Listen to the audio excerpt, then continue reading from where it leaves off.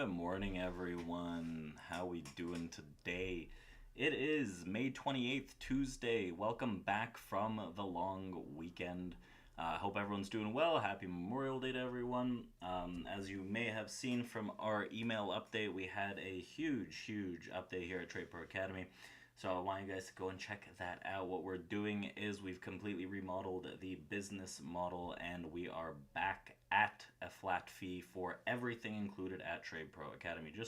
It's a monthly subscription to course, options, everything. So go check that out. I wanted to jump in and chime in on that here before we start. And we'll dive into the news that we've got, a trade plan for the day, and much more. So the AI craze, right? We've been running back and forth with AI over the past very long time, it would seem right now. And Nvidia last week reported some crazy earnings. Maybe not the craziest of earnings, but they added about 300 or close to $300 billion in their market cap, trading at 1095 right now. So this continues, and it seems like the majority of this market's maybe not upside, but most recent activity and holding up is in part due to Nvidia. Nvidia is up about 3% here pre-market as it stands, while the S&P and the Nasdaq are not up 3%. A lot of the individual tech names, as we can see, for example, Apple is up, if I'm not mistaken.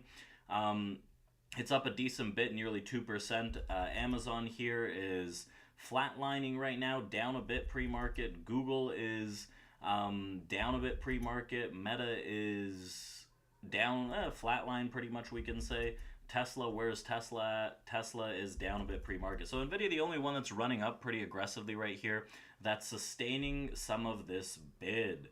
So, well, Apple as well. We can group them together. Nvidia is now the third largest company by market cap in the US, so that helps a bit as well. So what we're looking at here is a decision moment in these markets, right? Will the markets create a lower high right now, and is this the top to continue lower, or are we just stalling out?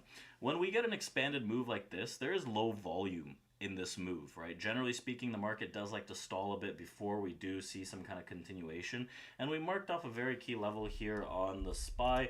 If we start accepting into the distribution lower under this 224 area, we're most likely going to see a larger decrease and downside momentum push. But until that happens, right, the buyers are still happy, Nvidia's still happy, everything's still chugging along.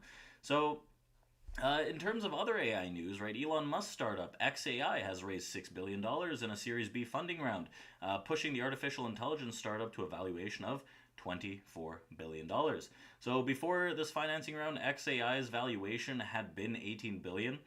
There will be more to announce in the coming weeks, said Musk, and the fresh funds will be used for XAI's first products to market and develop advanced infrastructure. So investors included are Anderson Horowitz, Sequoia Capital, right, Fidelity Management, Saudi Arabian Prince, Bin Talal, and the investments come as the AI firm is looking to challenge OpenAI's dominance with the launch of its chatbot Grok, right? So, whoa, excuse me. Last year, to rival ChatGPT, and OpenAI's current valuation sits around 80 billion. Speaking of OpenAI, Microsoft here, how are we doing with MSFT this morning? It's down a bit as well. So Nvidia is pretty much the leader in these markets here pre-market, sustaining some of this upside momentum as we've seen. And in terms of some of the other news, before we take a deep dive into the trade plan for the day, what we got going on, right? European Central Bank will, or as it seems, will lower interest rates before the Federal Reserve, bucking the trend of the U.S. Central Bank leading the way. So in terms of monetary policy, the ECB officials have pretty much confirmed that the first rate cut will happen at its meeting next week. When was the FOMC meeting? I believe it is coming up. Speaking of FOMC, the meeting's coming up, and we also have a video with an FOMC trading strategy that's coming out this week, actually. So it's going to be great before the FOMC event in itself. So I suggest you guys keep an eye out on that. I believe it comes out on Tuesday or Wednesday. Tomorrow. Maybe. I think it's premiered. Anyways, June 12th. June 12th is the FOMC rate change decision meeting, right, coming into that OPEX, right? That week we have the Quad which wraps up this quarter as well. And what we're seeing in this is that there's a 99.1% chance that rates stay the same, with 0% chance that there is a rate cut coming up or it's on the table. It's not even on the table. So we take a look at the July meeting. There's something on the table, about 10% for a rate cut. So the ECB, right, it looks like they're leading the charge, which is next week, right, as inflation has moved closer to its 2% target. This contrasts with the Fed's lack of confidence in easing anytime soon. So Olli Rehn, a member of the ECB's governing council and head of the Bank of Finland, said that inflation was easing in a sustained way, and the time is thus ripe in June to start cutting rates. Francois Villeroy, also France's central bank chief, said that the first cut next month is a done deal, while ECB's chief economist Philip Lane said that there is enough data to support to remove the top level of restriction. Fabio Panetta, the Bank of Italy's governor, said that a fairly general consensus has emerged on the possibility of a rate cut. So pretty much they're going to cut. They're going to cut. So markets are betting on a 25 basis point cut from the ECB next week and none in July. We expect the ECB to hold rates steady in July before delivering another 25 bips in September. That's what Wells Fargo has announced. So persisting wage growth combined with strengthening recovery supports the case for the ECB to adopt a gradual approach of rate cuts. The Eurozone's core inflation has been coming down more quickly than similar measures in the US and the UK, said the CME group. So if the euro were to weaken and drop through parity, that might give the ECB pause about cutting rates. The ECB is likely to cut rates further and faster than the outstanding global central banks. So we'll see how that works out realistically. Being in Europe, it doesn't necessarily seem that inflation is necessarily down here, but ECB's call.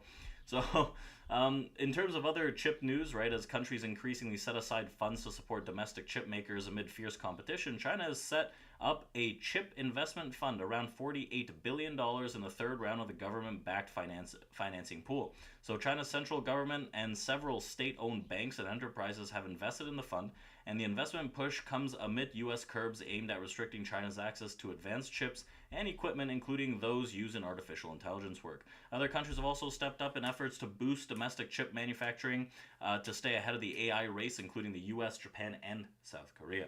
So today we got Fed's Mester speaking at about 1 p.m. Eastern. We got Fed's Kashkari, or wait, I don't know what these times are. Well, maybe Fed's Mester already spoke, but Fed's Kashkari is set to take center stage 9:55. We have consumer confidence, Dallas Fed manufacturing survey. We've got 2-year and 5-year note results. We got money supply, and then Fed's Cook is speaking. So 3 Fed speakers today are coming on the wire, which should make for a little more interesting movement.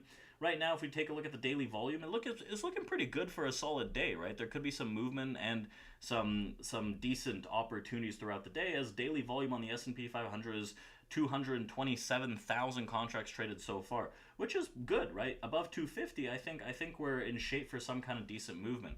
We take a look at this in terms of the plan based on these profiles and auctions. What we're seeing here on the S&P 500 is now we're above the 5324 area. That makes for some kind of bullish pressure. Granted, yes, we've traded at that area for the past like 3 hours or so. They're kind of testing it, so I want to be a little more diligent off the open and see what kind of what kind of opportunity and buying arises from that area, and it becomes a pivot, right? We start moving back below it. The sellers are going to take heed of this. We're going to start entering into a low volume area from last week, and we're probably going to see some more downside. The real upside pressure gets above 37 on the S&P realistically, and that can press us into new highs. So those are just 2 levels that I'm watching to start the day, start the week. I want to take it slow and diligently, especially after a long weekend, right? So let's keep that in mind. Let's open up our live trading room. I hope to see you all in there. We'll do this again tomorrow and the remainder of the week. So I'll see you guys there. Remember, check out community.tradeproacademy.com. Check out tradeproacademy.com. And I'll see you in tomorrow's update. Let's open up this room, people.